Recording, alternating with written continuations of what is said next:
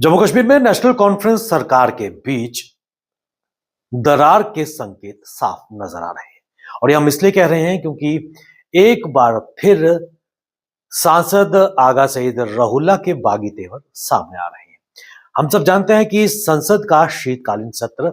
1 दिसंबर से शुरू होने जा रहा है और 19 दिसंबर तक चलेगा और इस शीतकालीन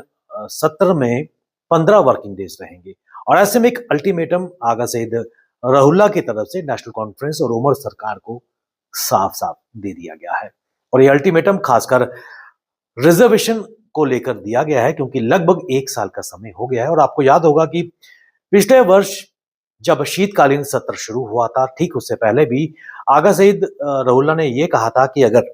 रिजर्वेशन को लेकर कोई हल नेशनल कॉन्फ्रेंस सरकार ने नहीं किया तो वह खुद युवाओं के साथ मुख्यमंत्री के घर के बाहर प्रदर्शन करेंगे और ठीक वैसे ही पिछले साल आगा सईद मेहंदी रहुल्ला ने किया और उनके साथ पीडीपी के नेता भी इल्तिजा मुफ्ती और वहीदुर रहमान परा और बाकी नेता भी शामिल थे और ऐसे में यह लग रहा था कि नेशनल कॉन्फ्रेंस में सब ठीक नहीं है। लेकिन जैसे जैसे समय बीतता गया नेशनल कॉन्फ्रेंस में जो दरारें हैं, मुख्यमंत्री उमर अब्दुल्ला और आगा सईद मेहंदी जो बहुत ही घनिष्ठ मित्र भी थे, आज वो फीचर्स जग जाहिर होती जा रही हैं और ये दरारें चौड़ी होती जा रही हैं क्योंकि बड़गाम में जिस प्रकार नेशनल कॉन्फ्रेंस को करारी शिकस्त मिली है उसके बाद से लगातार दोनों नेताओं के बीच तल्खियां बढ़ती नजर आ रही हैं और उसमें उस आग में घी डालने का काम जम्मू कश्मीर के उप मुख्यमंत्री सुरेंद्र चौधरी ने किया। जब इलेक्शन से पहले उन्होंने कहा था कौन आगा कैसा आगा, मैं किसी आगा को नहीं जानता, जो लीडर या कार्यकर्ता मेरे कायदे आजम का नहीं है वो उसको हम नहीं जानते। और ठीक उसके विपरीत हुआ। आगा सईद मेहंदी ने बड़गाम में कैंपेनिंग नहीं की, जर्मनी में रहे और वहां पर पीडीपी ने एक लैंडस्लाइड विक्ट्री हासिल की और नेशनल कॉन्फ्रेंस के गढ़ में सेंध लगाई। और कल एक बड़ा बयान एक बार फिर सांसद आगा सईद रहुल्ला की तरफ से आया। उन्होंने कहा कि जो रिजर्वेशन का मुद्दा है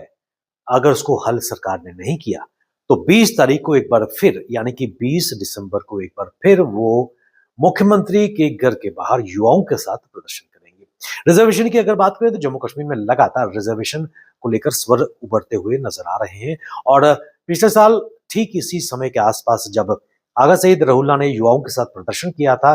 तब नेशनल कॉन्फ्रेंस सरकार को एक कैबिनेट सब कमेटी फॉर्म करनी पड़ी और उसको 3 महीने की मियाद दी गई और 3 महीने समाप्त होने के आखिरी दिन इस कैबिनेट सब कमेटी ने अपनी रिपोर्ट कैबिनेट को सौंपी थी। लेकिन जब कैबिनेट की मीटिंग हुई तो कैबिनेट ने इस पूरी रिकमेंडेशंस को लॉ डिपार्टमेंट को सौंपा और उसमें कोई फिक्स्ड मियाद या टाइम फ्रेम नहीं था और यही कारण है कि आगा सईद रहुल्ला लगातार इस स्वर उभर के ला रहे हैं कि युवाओं के साथ क्यों खिलवाड़ किया जा रहा है। उन्होंने ये भी कहा कि ईगो का एक बहुत बड़ा इशू है और उस ईगो के कारण जम्मू कश्मीर के युवाओं को नुकसान उठाना पड़ रहा है। साथ ही साथ सांसद आगा सईद रहुल्ला ने यह भी कहा कि अब अगर चेंजेस आएंगी लेकिन युवाओं का नुकसान हो चुका है क्योंकि कई सरकारी नौकरियों की नोटिफिकेशन भी सामने आई है। वहीं दूसरी तरफ जम्मू कश्मीर के डिप्टी सीएम एक बार फिर अपने अंदाज में नजर आ रहे हैं। उन्होंने एक बार फिर कल ये बयान दिया है कि आगा सईद सिर्फ और सिर्फ मीडिया और खासकर डिजिटल मीडिया में अपनी इंप्रेशन दबाने के लिए इस तरह के बयान देते हैं। उन्होंने कहा अगर वो इतने ही सीरियस हैं तो क्यों नहीं संसद के गलियारों में जम्मू कश्मीर की आवाज उठाए। बहरहाल नेशनल कॉन्फ्रेंस के लिए अच्छे समाचार नहीं है। लगातार बागी तेवर आगा सईद मेहंदी रहुल्ला के नजर आ रहे हैं और नेशनल कॉन्फ्रेंस की किरकिरी भी होती नजर आ रही है और क्या अपने कुंबे को इकट्ठा रखने में नेशनल कॉन्फ्रेंस उमर अब्दुल्ला डॉक्टर फारूक अब्दुल्ला कामयाब हो पाएंगे और क्या 20 दिसंबर के बाद एक बड़ा मंथन, एक प्रोटेस्ट मुख्यमंत्री उमर अब्दुल्ला के घर के बाहर देखने को मिलेगा अगर रिजर्वेशन का चिन्ह संभाला नहीं गया। बने रहिए हमारे साथ, हमें दीजिए इजाजत। नमस्कार।